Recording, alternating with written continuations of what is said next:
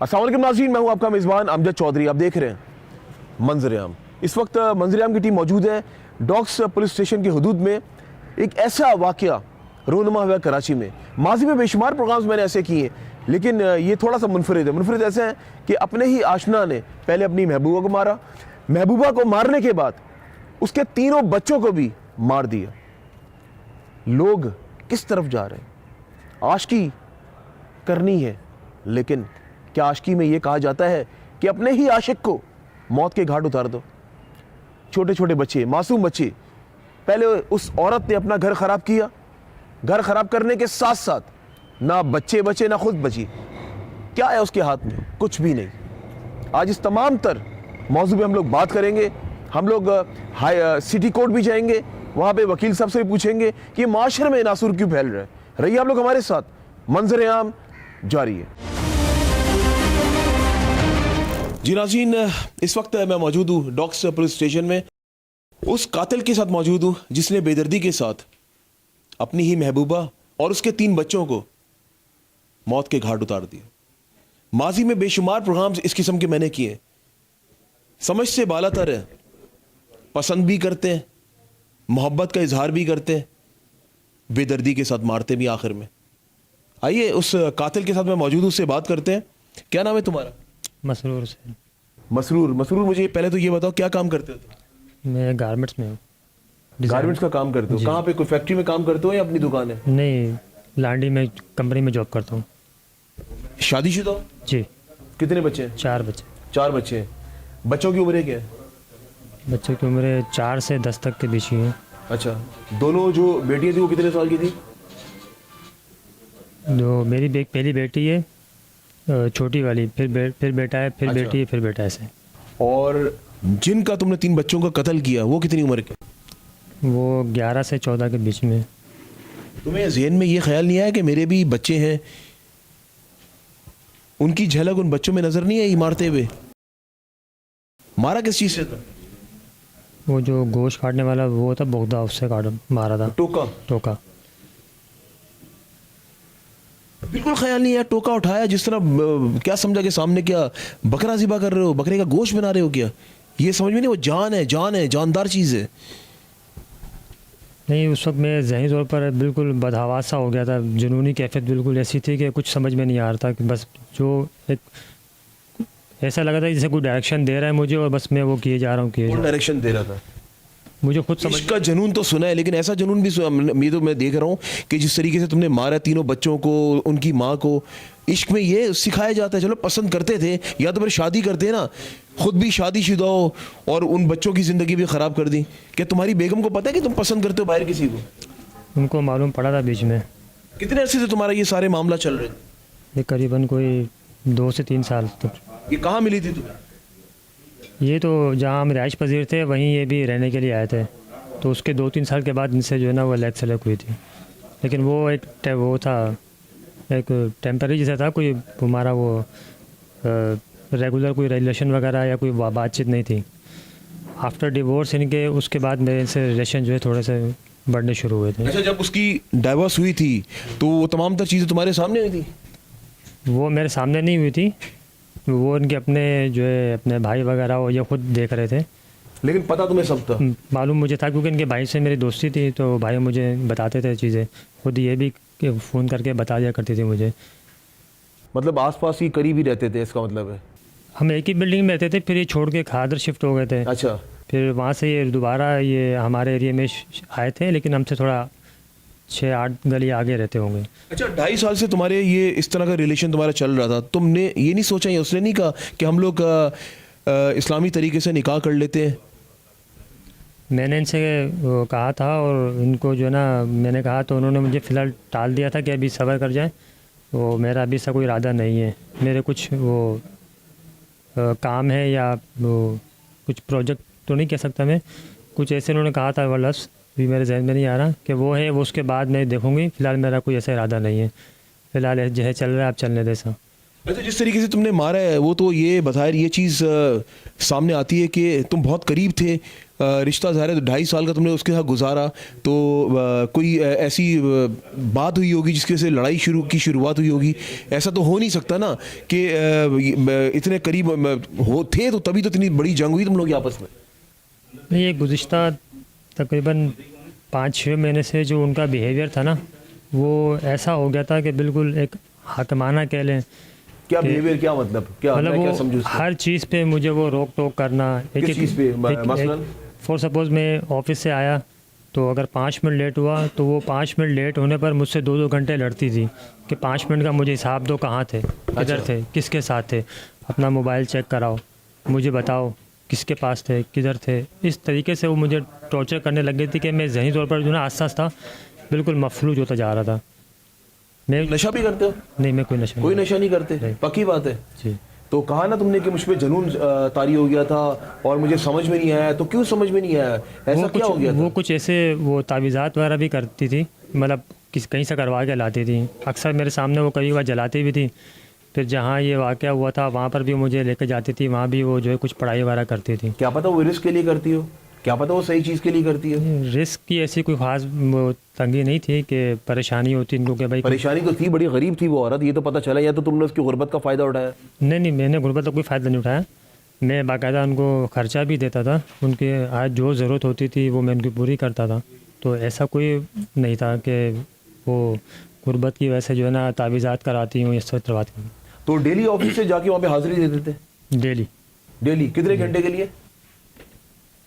शाम को 7 बजे के बाद से रात को तकरीबन 11-12 बजे तक 6-8 घंटे। जी। तो फिर कह रहे हो कि मैं इतना करीब नहीं था, जाहिर सी बात है तभी तो इतना बड़ा मामला खड़ा हुआ ना। जाहिर है वो हर चीज़ से रोकती थी, वो भी तुम्हारे मोहब्बत में गिरफ्तार हो चुकी थी वो, ऐसा है ना? वो बिफोर डिवोर्स जो आप कह रहे हैं ना कि मेरे ताल्लुकात थे, वो नहीं थे। बिफोर डिवोर्स की मैंने बात नहीं की, डिवोर्स की बात की मैंने बात की है। आफ्टर डिवोर्स जो मेरे उनसे आसा ताल्लुकात, मतलब एकदम से मैं इतने क्लोज नहीं आया था उनके। डे बाय डे जो है ना वो महीने बाई महीने मैं इनके करीब आता गया। तो उसने कभी कहा नहीं कि हम लोग निकाह कर लेते हैं? मैंने उनसे खुद कहा था कि हम जो है ना निकाह कर लेते हैं, तो उन्होंने कहते हैं फ़िलहाल मेरा ऐसा कोई इरादा नहीं है, अभी जैसे चल रहा है चलने दें। मना कर दिया मुझे।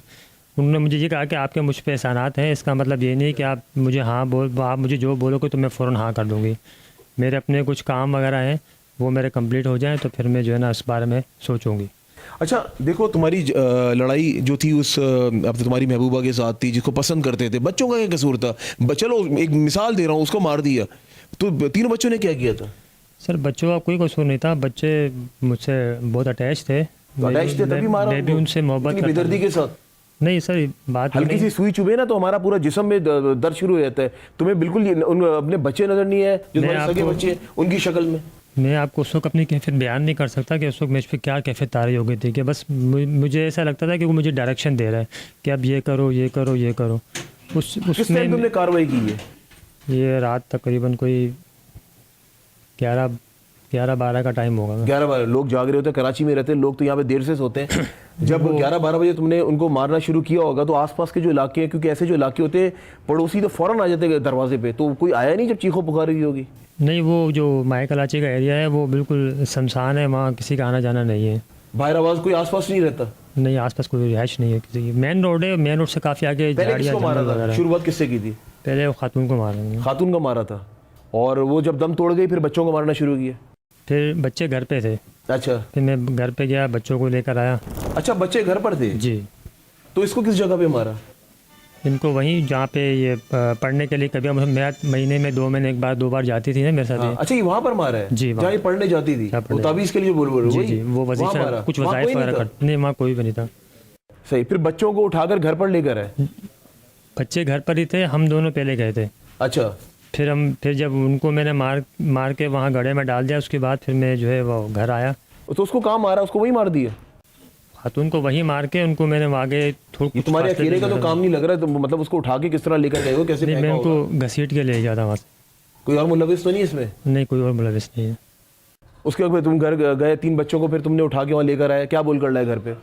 उनको ये बोला कि मम्मा वहाँ पार्क के पास वेट कर रही है। अच्छा। तो हम लोग जो है ना जाएंगे घूमने के लिए। अच्छा, मुझे ये बताओ कि बच्चों को सामने, तीनों को सामने एक दूसरे के मारा? नहीं, वो देख नहीं पा रहे एक दूसरे को। कैसे नहीं देख पा रहे थे? रात का टाइम है, रात का अंधेरा था और झाड़ियाँ थी वहाँ पे ना। हाँ, तो आवाज़ तो जारी होगी? आवाज़ आई थी तो बच्चे उठे तो उनको मैंने बेरहम इंसान, अगर हम भी घर में जानवर ज़िबा करते हैं ना कुर्बानी पे, तो हम भी एक जानवर को छुपा देते हैं कि दूसरा जानवर ना देख ले। ये तो हमारे इस्लाम के अंदर भी है। और सामने तीनों बच्चे मौजूद है, तुम उनको धड़ाधड़ मारी जा रहे हो। वो जब टोके से तुमने मारा होगा, वो चिल्लाए होंगे, वो चीखे होंगे, उन्होंने कहा, तुम क्या कहते थे, वो पुकारते कहते हो तुम्हें बच्चे? वो अंकल कहते थे, अंकल कहते थे। जब बच्चों ने अंकल कहा होगा तो तुम्हारा दिल नहीं एकदम से सॉफ्ट हुआ होगा? अब तुम कह रहे हो मुझ पे जिन आ गया था, वो कौन सा जिन था तुम्हारे अंदर? मुझे उस वक्त बिल्कुल समझ में नहीं आ रही थी कि बस मैं अपने उसमें लगा हुआ था कि बस मुझे ये काम करना है, बस किसी सूरत कुछ भी हो जाए। कोई तो वजह हुई होगी ना जो तुमने ये सोचा, कोई वजह हुई होगी ना। ये थोड़ी कि वो अभी यहाँ पे तो कितने लोग आशिक घूम रहे हैं जिनकी महबूबाएं पूछती हैं कहाँ थे, किधर थे, फ़ोन किससे बात कर रहे थे। ये तो एक नॉर्मल सी बात है। इस बात पे तो नहीं इंसान मारता। ये तो ऐसा लग रहा है कि मामला कुछ और था जिसकी वजह से तुमने मारा। नहीं, ऐसा कोई मामला नहीं था ना, मुझसे उनको वो था, बस ये कुछ तावीज़ात का असर कह लें, कुछ वो दूसरे मामला जो चल रहे थे मेरे के, बस पाबंदी पे पाबंदी लगाना, बात बात पे टोकना, लड़ना झगड़ना, हर चीज़ को इतना बढ़ा चढ़ा देना कि आप ज़हनी तौर पर बिल्कुल जो है ना वो पैरालाइज हो जाते कि बस अब समझ में नहीं आया क्या करूं क्या ना करूं। पुलिस ने किस तरह तुम्हें पकड़ा? किस तरह तुम पुलिस की कब्जे में आए? मैं गया हुआ था तो वापसी आया तो एक घर के नीचे वो सिविल ड्रेस में खड़े हुए थे, तो उन्होंने नाम वगैरह पूछा। अच्छा। फिर वो मुझे अपने साथ ले गए। अच्छा, तो फिर तुमने किस तरह बताया कि हाँ हाँ मैं ही कातिल हूँ? कैसे बताया? ऐसे आराम से तो नहीं बताया होगा? नहीं, वहाँ उन्होंने मुझसे पूछा कि फलां को जानते हो, आप कैसे जानते हो, पूरा उन्होंने मुझसे डिटेल पूछी। सही है। फिर उन्होंने मुझसे पूछा कि भाई आप जो है ना उनको पता है कि उनको ऐसा हो गया है, तो आपने किया, आप इन्वॉल्व हो या नहीं, सही से बताओ। तो मैंने उनको बिल्कुल डायरेक्टली सही बता दिया। डायरेक्ट बता दिया था कि मैं नहीं मारे? तो तुम्हें पता था कि बाद में तुम हवालात में होगे, फिर जेल काटोगे और 302 में अंदर हो? ये पता था सारे मामला? मैं सर आपसे कहा कि मैं बिल्कुल अपने उसमें नहीं था। मैं जब अभी अभी अभी तो होश में लग रहे हो मुझे। अभी तो सारे चारों तबक रोशन कर दिए होंगे तुम्हारे, जब तुमसे तफ्तीश की होगी मजीद। इतनी बड़ी 5 दिन का रिमांड पुलिस को मिला अदालत से। जी ऐसा ही है? जी सर। नदामत हो रही है कि तुमने इतना बड़ा स्टेप उठा लिया, 4 लोगों को मार दिया, ठीक है? उनका कितनी खुशियां थी, माँ को कितना बच्चों से प्यार होगा। तुम्हारे इश्क के चक्कर में माँ भी गई। मैं तो यही कहूँगा कि इन दोनों के चक्करों में तीनों बच्चों की ज़िंदगी बर्बाद होगी। तीनों बच्चे दुनिया से रुखसत हो गए। उन्होंने अभी देखा ही क्या था। कितनी उसमें जो बेटे कितने थे उसके, बेटियाँ कितनी थी? के 2 बेटे 1 बेटी। 2 बेटे, और बेटी जो थी वो बड़ी थी? वो बेटी बड़ी। देखो तुम्हें कितने प्यार से वो अंकल कहते होंगे। तुमने वो अंकल के नाम की, उस लफ्ज़ की भी तुमने लाज नहीं रखी। तुमने बेदर्दी के साथ उनको मार दिया। उनकी चीखें पुकार आराम से जान तो नहीं निकली होगी। मैंने कहा ना, सुई हमें चुभ जाए तो हम लोग चीख मारते हैं, दर्द होती है जिस्म में, पूरे जिस्म में दर्द होती है। और टोके से मारना, टोका कहाँ मारा था तुमने? सर पे? कहाँ मारा था जिस्म पे?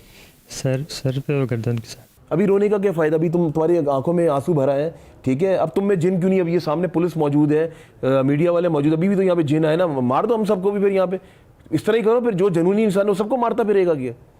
ये तो हल नहीं है ना इसका। अगर तुम्हें ज़्यादा प्रॉब्लम थी, तुम जाते किसी माहिर नफ्सियात के पास। माहिर नफ्सियात का तो पता है ना तुम्हें, क्या तुम्हारी तालीम क्या है? इंटर किया हुआ तुमने, और तुम्हें ये नहीं पता कि इंटर करने के बाद के माहिर नफ्सियात किस चीज़ के लिए बैठे हैं। जब तुम्हें पता था तुम्हारी हालत ऐसी नासाज हो गई है, तुम दिमागी तौर पे तुम सही नहीं हो, तुम चले आते वहाँ पे माहिर नफ्सियात के पास। वो इसीलिए बैठे हुए ना, क्या पता शायद उन 4 बच्चों की ज़िंदगी बच जाती। सर बस वो उन्होंने मुझे इतना अंडर प्रेशर करके रखा हुआ था। मैंने उनको बीच में कहा भी था। वो अंडर प्रेशर तो खातून ने चलो किया ना, उन बच्चों का क्या कसूर था? ऐसा क्या वक्त आ गया था जो तुमने 3 बच्चों को भी मार दिया? मामला अभी भी कुछ और है, मामला कुछ और है। नहीं सर, यही मामला था उस वक्त। मैं आपसे कहा ना कि मैं अपने होश आवाज़ बिल्कुल खो बैठा था, कि मैं बस चाहता था कि बस सब चीज़ें ख़त्म कर दूँ मैं। अच्छा चलो ठीक है, ये तो तुम्हारे निकाह में शामिल नहीं थी। जो औरत तुम्हारे निकाह में शामिल थी, क्या वो तुमसे पूछती नहीं थी कि 6 से लेके अभी जिस तरह तुमने बताया कि वो पूछती है कि किससे बात कर रहे थे, इतना लेट क्यों हुए, 5 मिनट कहाँ रह गए? जो तुम्हारे निकाह में शामिल है, क्या वो नहीं पूछती थी? वो पूछती थी, उनसे कहता था कि मैं ऑफिस में काम है जिसकी वजह से मैं वहाँ पर डेली रुकता हूँ। उससे भी धोखा किया, इससे भी धोखा किया, हासिल क्या हुआ? ये हथकड़ियाँ। पूरा पाकिस्तान तुम्हें देख रहा है। अब मुझे ये बताओ ना कि ना तुम नशा करते हो बकौल तुम्हारे, अब मुझे तो नहीं पता, ये तफ्तीश के बाद ही, ये तो पुलिस वाले जब आई जो हमारे इन्वेस्टिगेशन कर रहे हैं, महमूद साहब वही बता सकते हैं कि मज़ीद फर्दर क्या, क्योंकि जो अफसरान बाला उनकी जानिब से किसी अफसर को हिदायत जारी की गई, कोई भी ऐसा केस होता है तो वो सामने नहीं आते। तो खैर अभी हम रिक्वेस्ट की तो इसका तो इंटरव्यू उन्होंने हमें करने दिया। करने का मकसद ये है नाज़रीन के मंज़र-ए-आम आज हम आपको दिखा रहे हैं कि माशरे के अंदर ये जो नासूर फैलता हुआ जा रहा है उसकी बड़ी वजह क्या है, ग्रास रूट पे बैठ के हमें सोचने की ज़रूरत है। अभी मैं जाऊँगा हाई कोर्ट भी जाऊँगा, वहाँ पे वकील साहब से पूछूंगा कि वजूहत क्या है, क्योंकि डेली बेसिस पे अगर बात की जाए ना इस किस्म के केसेस बहुत ज़्यादा रोनुमा हो रहे हैं। या हम इसको कह सकते हैं कि माशरे में शायद सोशल मीडिया है या कुछ ऐसे ड्रामाज हमारे बन रहे हैं, वो देखा देखी हम लोग ये सारे काम कर रहे होते हैं। अभी देखिए ना, गुलशन इकबाल में एक प्रोग्राम किया मैंने, बाप ने बेटे के साथ मिलकर अपनी बहू को मार दिया, अपनी बेगम को मार दिया, अपनी बेटी को मार दिया। ये हम किस तरफ जा रहे हैं? जबकि वो खाते पीते लोग थे, अच्छे घराने से ताल्लुक़ रखते थे। जब मैं उस जगह पे प्रोग्राम मैंने किया, वो आप लोगों ने भी देखा, मैं तो खुद हैरान सा हो गया कि इतनी अच्छी लेविश लाइफ ये लोग गुजार रहे हैं। कई लोग इस तरह की ज़िंदगी गुजारते हुए ये लोग इस किस्म का काम कर रहे हैं, तो फिर ऐसे लोग फिर क्या करेंगे? फिर ऐसे लोग तो मैं कहूँगा कि जब वो कर सकते हैं फिर तो ये हमें हैरान होने की ज़रूरत ही नहीं है। जबकि ये शख्स भी इंटरमीडिएट है, इंटर किया हुआ इसने, इतनी तो सोच ये भी रखता है। अभी जिस तरह मैंने मिसाल दी ना कि हम जब कुर्बानी पे जानवर ज़िबा करते हैं तो दूसरे जानवर का हम जो है वो थोड़ी देर के लिए कहीं और रख देते ताकि वो सामने ना देखे छुरी फिरते हुए, लेकिन यहाँ पे तो सामने टोके से वहाँ पे मार रहा है। किस तरह वो चीखे होंगे, वो पुकारे होंगे, वो रात का लम्हा, वो लम्हात किस किस्म के होंगे उसमें। मैं तो ये कह रहा हूँ कि उस टाइम शायद फर्श भी हिल गया होगा, अर्श भी हिल गया होगा, जिस तरीके से उसने वहाँ पे उन लोगों को मारा है। अच्छा, जब इन सबको मार दिया, चलो ठीक है, उसकी लाश घसीटते हुए तुमने गड्ढे में फेंक दी, इन तीनों बच्चों की लाशों को तुम कहाँ लेकर गए? वहीं उसी गड्ढे में उनको करके मैंने वो किया था। अच्छा, उसी गड्ढे में? जी। और फिर पुलिस को तुमने जाके बताया कि लाशें वहाँ पड़ी हुई हैं? नहीं, मैंने नहीं बताया, उनको कहीं और से पता चला था। कहीं और से पता चला? जी। अच्छा, मुझे ये बताओगे कि ये कितना शर्मिंदा हो? सर, इसकी कोई लिमिट ही नहीं है। मैं समझ ले जिंदा लाश हूँ एक, और कुछ नहीं। मुझे लास्ट में ये बताओ कि तुम क्या चाहते हो कि देखो अभी तुम जेल तो जा रहे हो, क्या तुम्हारे साथ भी ऐसा होना चाहिए कि तुम्हें भी इस तरह टोके से मारा जाए बीच चौराहे पे, बीच वहाँ पे आवाम के सामने, पाकिस्तानी आवाम के सामने, ताकि कोई इस तरह किसी को बेदर्दी से नहीं मारे? गोया एक शख्स का कत्ल करना पूरी इंसानियत के कत्ल करने के मुतरादिफ है। पता है ये बात तुम्हें? तुमने 4 लोगों को कत्ल किए। जी। कोई लास्ट कुछ कहना चाहोगे, इबरत का निशाना किसी को बनाना चाहोगे कि मैंने ऐसा कर ली है, जो लोग और करने का सोच रहे हो उनको कोई पैगाम देना चाहोगे? भाई यही पैगाम दूंगा कि जो गलतियां मैंने की हैं, अगर आपको कोई भी इस तरह का ब्लैकमेल कर रहा है या कोई भी ऐसी चीज़ है तो अपने बड़ों से एक बार ज़रूर डिस्कस कर ले। इस मामले को किसी सही तरीके से सही प्लेटफॉर्म पे हल कर ले, ना कि खुद से जो है ना कानून या कोई ऐसा काम करें जिससे आपको ज़िंदगी में पछतावा हो। चलो, एक बात मैं तुम्हारी तस्दीक करता चलो, this is not called blackmail. ये ब्लैकमेल नहीं था, वो उसकी मोहब्बत थी। अब वो तुम्हारा, तुम जानो वो जाने, मामला कुछ और लग सकता है, क्योंकि जिस तरह ये बता रहा है कि सिर्फ वो टाइम पे देर से क्यों आया है, ये मामला मेरी तो समझ में नहीं आ रहा। 14 साल सहाफ़त का तजुर्बा रखता हूँ, मुझे तो ये बात हज़म नहीं हो रही है। मामला अब ये पुलिस को ही बता सकता है क्या मामला था क्या नहीं है, लेकिन आपके सामने मौजूद है ये वो चेहरा जिसने बेदर्दी के साथ 3 बच्चों को और एक खातून को मारा है। सवाल ये बनता है कि आने वाले वक्तों में क्या हमारे माशरे में ये जो नासूर फैलता हुआ जा रहा है, ये नासूर रुक जाएगा नहीं रुक जाएगा? मैं ह्यूमन राइट्स के इदारों से मैं रिक्वेस्ट करता हूं कि खुदा आप लोग आगे बढ़ चढ़ कर पार्टिसिपेट करें, आप लोग जाके लोगों का अवेयरनेस दें, ऐसे लोगों का अवेयरनेस दें कि अगर कोई ऐसा मुश्किल वक्त आ जाए, जहन में होता है ना इंसान समटाइम्स टेंशन में आके, स्ट्रेस में आके इंसान परेशान हो जाता, कुछ समझ में नहीं आता, तो माहिर नफ्सियात के पास जाओ। किस लिए बैठे हुए? एक हम लोग भी सही नहीं है हमारे माशरे में ना। मैंने जिस तरह पहले कहा, हम लोग खुद कहते हो तो पागल खाने, पागल हो गया, पागल डॉक्टर के पास जा रहे हैं। हमें लोगों को बल्कि अप्रिशिएट करना चाहिए। अगर कोई जहनी कोई मसला हो गया है ना, तो वो डॉक्टर के पास या माहिर नफ्सियात के पास, उसे अप्रिशिएट करना चाहिए, ताकि इस तरह और हमारे 4 जो 3 बच्चे और एक खातून का जो जिस तरह बेदर्दी से मारा है, वो शायद बच जाए मुस्तकबिल में। रहिए आप लोग हमारे साथ। आज दर्दनाक कहानी पे आज हम लोग प्रोग्राम कर रहे हैं और मंजर-ए-आम आपको दिखा रहे हैं। रहिए आप लोग हमारे साथ, मंजर-ए-आम जारी। जी नाज़रीन, इस वक्त डॉग्स पुलिस स्टेशन में मौजूद है मंजर-ए-आम की टीम। आपने कातिल का आपने पूरा बयान सुना, उस पर जिन तारी हो गया बकौल उसके बाद उसने ये कदम उठाया। लेकिन ये बात मुझे हज़म नहीं हो रही कि 4 लोगों की जान लेना इतना आसान काम नहीं होता। मेरे साथ मौजूद है उस खातून का भाई जिसको बेदर्दी के साथ मार दिया। आइए उनसे बात करते हैं, उनसे पूछते हैं। अस्सलाम वालेकुम। वालेकुम सलाम। मुझे ये बताएं कि पहले तो ये बताएं कि बहन के घर आप कब कब जाते थे? क्या बहन के घर चक्कर लगाते थे या बहन को बिल्कुल आप लोगों ने छोड़ दिया था? नहीं नहीं, जैसे छोड़ा वगैरह तो नहीं था उसको। अच्छा। जाना आना भी था हमारा आपके घर, ठीक है। फ़ोन वगैरह भी हम कर लेते थे उसको। जिस तरीके से जब ये वाक़या हुआ है तो उसका एक दिन पहले फ़ोन बन जा रहा था। अच्छा। मैं उसके घर भी गया था, उससे मालूमात करी चौकीदार से। चौकीदार ने मुझे कहा कि घर खाली कर दिए। तो फिर मेरा माइंड सेट हो गया, मैंने कहा चलो ठीक है, वो अपना घर खाली करके कहीं और शिफ्ट हो गई होंगी। सही। मोबाइल बंद है तो चार्ज वगैरह ख़त्म हो गया होगा। फिर मैं दिन में अपने काम पे चला गया। आपकी बड़ी बहन थी ये? जी, सबसे बड़ी बहन थी। इससे अच्छा, पहले आप सबसे भाई छोटे है। हो? जी, मैं सबसे छोटा हूँ। सही। तो मैं काम पे गया हूँ। जब मैं जुम्मे का दिन था, फिर मैं अगले दिन उठा, फिर सुबह नाश्ता वगैरह किया, मैं काम पे चला गया। तो फिर दिन में हमने सोशल मीडिया पे ये तस्वीरें वगैरह देखी तो मेरे पता चला कि ये डाक थाने वालों को लाशें वगैरह मिली हैं। अच्छा। तो फिर हम मिस्टर चौक साहब के पास आए, इन्होंने हमें बताया कि हाँ हमें मिली है। फिर एफ.आई.आर उन्होंने बोला किसी पे शक है क्या है, तो हमने इसका बताया मंसूर का। अच्छा। ठीक है, तो इन्होंने हम फिर कार्रवाई की अपनी, उसको उठाया। तो फिर अब जिस तरीके से ये तो बता आपको इस पे शक क्यों था? क्या पहले क्या आप लोगों को पता था कि ये मारने के चक्कर में आपकी बहन को, उसके बच्चों को? नहीं, ये चक्कर तो नहीं था, क्योंकि दूसरी बार जब हमें पता चला ना कि यहाँ पे जो कत्ल हो चुका है तो हम सीधा भागे थे वहीं पे अपनी बहन के घर के नीचे। सही है। ठीक है, वहाँ पे जब हम गए ना तो चौकीदार ने मुझे बताया कि एक दिन पहले वो चश्मे वाला लड़का यहाँ पर आया था। अच्छा। जो बॉडी पे जो कम्बल मिला गया ना, वो ये कम्बल घर पर आके लेकर गया है। अच्छा। तो हमने जब सोशल मीडिया पे देखा कि वो कम्बल वगैरह भी नज़र आ रहा था, तो फिर कातिल तो साफ साफ नज़र आ रहे हैं ना कि घर से जब कम्बल भी वही लेके गया, वही कम्बल लाशों के ऊपर पड़ा हुआ है, तो ले जाने वाला बीच में कौन सा बंदा था? तो यही होगा, तो इसलिए हमारा शक इसी के ऊपर गया। अच्छा, मुझे ये बताओ कि आप लोगों को कब ज़्यादा पता चला कि आपकी बहन के साथ इसका कोई ताल्लुक है, रिलेशन है? कब पता चला? हमें जो रियल जो बात है वो भी हमें सही अभी पता चली है। अच्छा। वैसे इससे पहले तो ये मेरा जैसे दोस्त यार आप कह लो, आपका साथ दोस्त खाना। था? जी जी अच्छा, साथ बैठता उठता था ये? जी बिल्कुल, साथ खाया पिया कितने हमने। सालों से इसको आप जानते हो? मेरी जो इसके साथ दोस्ती है तकरीबन 5-6 साल हो गए। 5-6 साल हो गए। जी। तो एक बात बताओ मुझे, शाम के टाइम पे 6 से रात 11-12 बजे तक जिस तरह बता रहा, 7-8 घंटे वहाँ पे गुजारता था, तो वहाँ पे कभी ऐसा नहीं हो कि आप गए हो या अंदर मौजूद हो, आप हो या आपका दूसरा भाई गया हो? नहीं, कभी ऐसा नहीं हुआ, क्योंकि जब मैं सुबह काम पे जाता हूँ 1-1:30 बजे, ठीक है, जब मैं वापसी आता हूँ ना 9, साढ़े 9, 10 बज जाते हैं। फिर मैं सीधा घर ही चले जाता हूँ। फिर बहन से अगर रब्ता वगैरह करना होता है तो मैं फ़ोन कर लेता हूँ या व्हाट्सएप पे बात कर लेता हूँ उससे। जब पिछले हफ्ते ही मेरी उससे बात हुई थी तो उसने कहा था हाँ मैं घर पर हूँ, दिन का टाइम था, तो बोला मैं बच्चों को मदरसे भेज रही हूँ, बुखार वगैरह हो रहा है। तो मैंने कहा अल्लाह खैर करेगा, सही हो जाएंगे आप, दवाई ववाई तो बस इस मुतालिक बात हुई थी। फिर उसके अगले दिन उसका सेल फ़ोन बंद हो गया। तो फिर मैं उसके घर भी गया था तो घर पे ताला लगा हुआ था। जब मैंने आपको बताया कि चौकीदार से जब पूछा तो उसने कहा कि घर खाली कर दिया। फिर चौकीदार ने दोबारा अपना बयान चेंज किया, बोला वो एक बंदा आया था पठान, चश्मा लगाया हुआ आसपास था। लोग रहते थे वहाँ पे? जी बिल्कुल ये रहते तो थे। कहता है बिल्कुल जैसे जंगल नुमा होता है, ये तो उस तरह मुझे स्टेटमेंट दे रही है। नहीं, आसपास पड़ोस है, 4-5 घर हैं वहाँ पर। तो मीर मुख्तियार अली था, उसने भी कहा कि नहीं भाई आपकी अगर बहन चाहती है तो हम बोले कि इसके मीर मुख्तियार का जो मीर मुख्तियार ने जी उसने अभी शादी की है, तकरीबन 2-2.5-3 महीने हो गए। अच्छा जी। उसने शादी कर ली है? जी कर ली थी।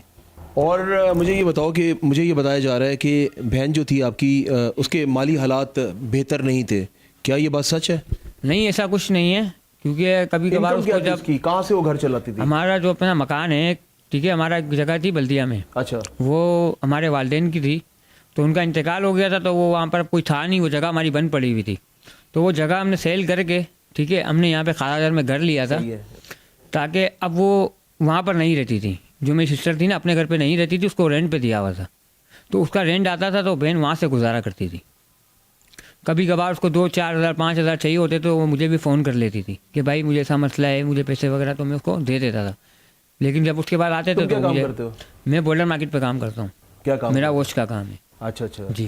मुझे ये बताओ कि जिस तरह ये बता रहा है कि मुझ पे जिन तारी हो गया था और मुझे समझ में नहीं आया, अभी तो खैर जिन तारी नहीं हुआ, अभी 15-20 मिनट मैंने इससे बात की और पुलिस की तहवील में भी है ये, उस वक्त उस पर जिन नहीं आया, लेकिन उस टाइम उस पर जिन आ गया, इसने मार दिया। कह रहा है कि बहन जो तुम्हारी बहन थी वो शक करती थी, 5 मिनट लेट किए हुए फ़ोन पे किससे बात कर रहे थे, ये बात खैर मुझे तो हजम नहीं हो रही है। क्या मामला आप लोगों को कुछ और लगता है कि कुछ और मामला होगा?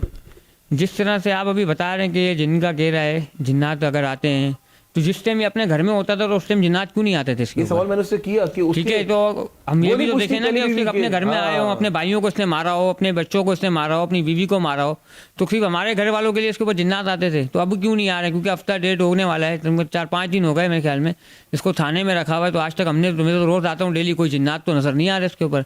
उल्टा जिन भी डरते होंगे कि इनको भी कत्ल नहीं करते ये। लेकिन यहाँ पे जिन्नात का हल है ना, यहाँ पे मौजूद हैं बहुत सारे लोग उसको टैकल करने के लिए। मुझे ये बताओ कि अभी ये सारा मामला हो गया, ठीक है, अभी आप लोग क्या चाहते हैं? हम ये चाहते हैं कि इसको हमारे हवाले कर दो। क्या करोगे आप फिर? हम क्या करेंगे, इसको बिठाएंगे, इसको खिलाएंगे पिलाएंगे, इसकी पूजा करेंगे, इसने इतना अच्छा काम किया है। हमारे बस जो इसको हम देंगे ना सज़ा, इसने कभी ज़िंदगी में भी नहीं सोची होगी, ऐसा कानून भी इसको नहीं दे पाएगा। भांजे भांजियाँ कितनी याद आती हैं? बस वो तो आती है अभी। किससे ज़्यादा तुम्हारा लगाव था? माशाल्लाह माशाल्लाह, प्यारे बच्चे, फूल जैसे बच्चे, बच्चे तो होते ही जी जी फूल है। तो मेरा तो तीनों बच्चों से ही लगाव था। तो इसकी नज़र के उन पैसों पे थी? अब जहाँ तक हमें देखो, ये काला जादू वगैरह तो ये तो हमारे दिमाग में नहीं बैठती है बात। अगर आप इस चीज़ को मानते हो तो आप मुझे गाइड करो कि हाँ ये काला जादू का चक्कर है, कि उसने इसलिए किया है कि इसको काला जादू के मेरे बच्चों को भी मार दे और मुझे भी मार दे। आप मानते हो इस चीज़ को? तो आप मुझे ये बताओ कि पुलिस की तफ्तीश से आप मुतमईन हो? बिल्कुल जी जी बिल्कुल मुतमईन है। महमूद साहब हैं, वो बहुत कोशिश में लगे हुए हैं रिमांड वगैरह के इधर उधर से, किसी भी चीज़ का ये हमें बताए, क्योंकि ये काम अकेले का तो नहीं है ना। अकेले का हो तो ये अभी तक जो फाइल चल रही है इसकी, ये काफ़ी क्लोज हो चुकी होती, क्योंकि इस चीज़ पे ना मीडिया मान रही है, ना हम मान रहे हैं, ना इन्वेस्टिगेशन वाले मान रहे हैं। वो तो यही कह रहे हैं कि नहीं आप अकेले नहीं हो। अब कोई ऐसा शख्स है, देखो बाहर वाला तो नहीं हो सकता, इसका कोई अपना ही है जिसको ये बचा रहा है उसको। अच्छा, एक और बात, एक बड़ा इंपॉर्टेंट सवाल करने जा रहा हूँ मैं। वो नाज़रीन जो कैमरे के उस पार जो मेरा प्रोग्राम देख रहे हैं उनके जिनमें भी सवाल आ रहा होगा कि क्या समझते हो ये जो बच्चों को मारा है, तो इसमें खाली ये शामिल होगा या और भी बहुत सारे लोग, कोई एक दो बंदे मिलकर इन लोगों ने ये सारी वारदात की होगी? ये जो काम हुआ है ये तकरीबन 3 से 4 लोगों का है। जब आप 3 बच्चों को लाए हो एक साथ, जब आपने एक को मारा होगा तो 2 भागे नहीं होंगे। ये सवाल मैंने भी उससे किया, कह रहे वो झाड़ियों में रखा हुआ था, उनको कोई तो यार, पकड़ के चलो बैठा एक होगा। बात है कि झाड़ियों में भी आपने रखा हुआ, जितना भी सन्नाटा है, जो भी ये बहरहाल हमें देखी है वो जगह बहुत वीरान जगह है, सन्नाटा है, लेकिन कहने का मतलब ये है कि वो आवाज़ भी नहीं निकली होगी। आपने बिल्कुल ही गर्दन अलग थोड़ी की कि उसकी आवाज़ ही नहीं आती होगी, हल्की फुल्की चीख तो निकली होगी ना। अब एक तो कुत्ते को भी पत्थर मारते तो वो भी चीख चीख के भागता है। एक बात बता, इसने बर वक्त किस तरह मान ली कि हाँ मैंने इन चारों का कत्ल किया? इसने ये जब भी माना है, देखो ना, अगर ये कबूल नहीं करता तो पुलिस जो है, जिस तरीके से हम कल भी हम इससे बात कर रहे थे, ये हमारे से बात कर रहा था कि देखो मार धाड़ से फ़ायदा नहीं था, इसलिए मैंने कबूल कर लिया, क्योंकि अब मैंने किया था इसलिए मैं पीछे नहीं हटा, और मैं अभी भी कबूल कर रहा हूँ कि मैंने ही किया है। आप मुझे मार दो, गोली मार दो, इस तरीके की ये बातें कर रहा है। कोई मैसेज देना चाहोगे कोई हुकूमत को इस केस के हवाले से? इस हवाले से क्या मैसेज दें? हम तो यही मैसेज देंगे कि इसको अभी हमारे हवाले कर दिया जाए। जैसे हमारे 4 गए तो हमें तो एक तो मिलना चाहिए ना। अच्छा, कभी बहन ने कहा नहीं कि मैं इसको पसंद करती हूँ, उससे शादी करना चाह रही हूँ? नहीं, कभी ऐसा कुछ नहीं किया हमने। उल्टा बहन को कितनी दफ़ा हमने समझाया, नहीं वालिदैन तो हयात नहीं है, लेकिन हमने कितनी दफ़ा इसको समझाया था अपनी बहन को। अच्छा, कि देखो आगे बहुत ज़िंदगी पड़ी है। अच्छा, इससे बेहतर यही है कि देखो ज़िंदगी इंसान को आगे बढ़ानी चाहिए, ठीक है ना, आप शादी कर लो। तो वो शादी से बिल्कुल मना करती थी। बोला मेरा घर अच्छा बताया भी नहीं कि ये मेरी जिंदगी में कभी नहीं बताया? कभी नहीं बताया उसने। शायद बता देती तो आप लोग शादी कर देते। हाँ हो सकता है। ये कहता है कि मेरी ठीक है ना, देखो अगर उसकी रजा होती, क्या अगर वो खुश होती तो जाहिर सी बात है तो हम करवा देते। अगर चलो कोई बोल दिया तो नाम लो ना। कोई शख्स अगर बीच में नहीं है ना, तो अगर इसकी बीवी अपनी है, हाँ। क्योंकि अगर इसने बोला होगा, क्योंकि जैसे कि बता रहा है वो मेरी बीवी को, वो क्यों मुलविस होगी? वो इसलिए होगी क्योंकि वो जब उसके घर में पता चला होगा इस चीज़ का, हाँ, तो जाहिर सी बात है औरत को बर्दाश्त नहीं करती है। सही है। अपने शोहर के आगे, चाहे वो हमारी बहन हो या कोई किसी की भी बहन हो, ठीक है ना। अब उसकी इसने जब रोज की पंचायत, ये भी तो नहीं चाहेगी ना उसको जाके इस तरह टोकों से मार दो। देखो एक इंसान का जब दिमाग काम नहीं करता ना इस मामले में, तो वो कुछ भी कर सकता है। जब उसने ये नहीं चाहता, कर लिया ना उसने भी। चाहता तो कोई बंदा ये नहीं है, लेकिन वो अभी भी क्या बोला, मेरा दिमाग काम नहीं किया, मैंने ये नहीं किया, मैंने वो नहीं किया। अबे तू हमारे हाथ में तो हम तेरे को बताएं कि तूने क्या क्या नहीं किया। आप कितने बहन भाई हो? हम टोटल 4 बहन भाई हैं। कितनी बहन है? एक ही बहन है, 3 भाई हैं। अच्छा, ये एक ही बहन थी? एक ही अकलौती बहन थी? इकलौती बहन थी। सही सही सही। तो क्या कभी आपने बहन को सहारा देने की कोशिश की? कोई फाइनेंशियली सपोर्ट करते थे आप तीनों भाई? जिसकी एक बहन होती है तो बहन तो वैसे भी सांझी होती है, माँ के बराबर होती है, और वैसे भी आपकी बड़ी बहन तो वैसे ही माँ के बराबर होती है। तो कभी आप लोगों ने सपोर्ट तीनों भाई करते थे? मेरी वालिदा का इंतकाल हुआ ना, तो उसके बाद से जो मेरे 6-7 साल का ही था, मेरे को उन्हीं ने बड़ा किए। अच्छा, अपनी हाथ में जी। लेकिन फिर वो फाइनेंशियली बड़ी परेशान, जो मुझे पता चला कि बहुत परेशान रहती थी। एक बात बताऊं, बात तो सख्त है लेकिन है बिल्कुल सच। शायद कहीं ना कहीं आप लोगों की भी कोई कमी रह गई है मोहब्बत में, प्यार में शायद? देखो इस बात को तस्लीम करो कि कहीं ना कहीं आप लोगों ने भी इसको सपोर्ट नहीं किया, वो बाहर लोगों से मदद, ये जो इसकी ज़िंदगी में आया, ये क्यों आया इसकी ज़िंदगी में? ये कभी सोचा आपने? शायद आप तीनों भाई सपोर्ट कर रहे होते तो वो चौथा शख्स जो था वो इनकी ज़िंदगी में नहीं, जब तीन इतने पाकीज़ा रिश्ते उसकी ज़िंदगी में शामिल थे। मैं आपको इस सवाल का जवाब देता हूँ। जैसे कि ये मंसूर शख्स नाम का बंदा जो आया है, हम जब आगरा ताज में रहते थे ना, जब मैं सिस्टर के साथ रहता था, मैं शादी के बाद अलग हुआ हूँ, जब हम जिस बिल्डिंग में रहते थे ना, 5वें माले पे हमारा घर था, 6ठे माले पे इसका घर था। ये बिल्डिंग का मेंटेनेंस वगैरह संभालता था। अब हमें देखो, अब मर्द इंसान का काम होता है कमा के लाना घर में। घर के में क्या है, दखल अंदाजी हम नहीं करते थे क्योंकि उसका शोर था उस टाइम पे, तो हम बहन से इतना सवाल जवाब वगैरह हम कुछ नहीं करते थे। ठीक है, अब ये कब आया ज़िंदगी में, कैसे आया, क्यों आया, अब इस सवाल का जवाब तो आपको मुद्दा ही देगा जो अंदर बैठा हुआ है। ठीक है, जितना हमें इन्फॉर्मेशन है, जितना हमें पता था, हमने आपको बताया। मुद्दई कौन है? ये मसरूर हुसैन, जिसने, इसके अलावा भी कोई है? इसके अलावा तो मैं यही बोलूँगा कि इसकी अपनी फैमिली है जिसका ये नाम नहीं ले रहा। अगर बाहर वाला बंदा होता तो ये मुद्दई कहाँ से आ गई? ये तो कातिल है, ये मुद्दई थोड़ी है। मतलब जो पकड़ा गया है तो ये मुद्दई कहला जाएगा ना, वक्त बोर्ड में पकड़ा गया है ये, तो इसके अपने घर वाले ही होंगे और तीसरा शख्स कोई भी नहीं इसके होगा। घर वाले के अभी अगर इसका आप भाई इसको घूम भी रहा इस टाइम पे फांसी लगा दो ना, हाँ। ये जब भी ये नहीं बोलेगा कि कोई नहीं है। मैं आपको बता रहा हूँ, उसके घर वालों को उठा के ले आओ, दो समाटे अभी मारो। इसका भाई यहाँ घूम रहा था, मैंने कैमरे के सामने अब कहा बात करो, भाग गया वो। चला गया ना वो भी। देखो उसका काम था कि रुकना के यार क्या मामला थे, क्या चल रहे, मैं देख के जाऊँ। लेकिन उनको पता है ना कि उनको एक एक चीज़ का पता है। जब वो ये काम करके आया, उसने अपने घर में नहीं बताया खाना लेकर आया उसके लिए होगा। खून वाले कपड़े खाना होंगे, लेकर आया। अगर एक बात है, खून वाले कपड़े होंगे तो घर वालों ने नहीं पूछा होगा कि यार इतना खून कहाँ से लगा। ये जिस तरीके से कह रहा है कि मैं रोड से जा रहा था, मैं स्लिप हो गया, तो आपको लगी है अभी मेरा सर फटेगा तो मेरा यहाँ से खून तो गिरेगा। उसके जब खून वाले कपड़े थे तो घर वालों ने उसे नहीं पूछा कि इतना खून कहाँ से आया। देखो हर सबको पता है। लास्ट में यही बताओ कि जब लाशें देखी आपने, बहन की देखी, भांजे भांजियों की देखी, क्या दिल पे गुजरे उससे? अभी मैं आपको इस बारे में क्या बताऊं कि क्या देखा हमने, बस छोड़ो इस बात को बहरहाल। लेकिन हम तो यही दरखास्त मर गए होगे हुकूमत जीते से, जी देख के कि ये क्या किया हमारा इसने? जिगर अभी भी फटता है। उस टाइम को तो छोड़ो, अभी तक हमारा जिगर फटता है उसको देख के। हम तस्वीरें वगैरह देखते हैं ना, हमारा अभी भी जिगर फटता है कि हमारे बच्चे जवानी के ऊपर कदम रखा और उस कमीने की नस्ल ने इतना बुरा काम किया है।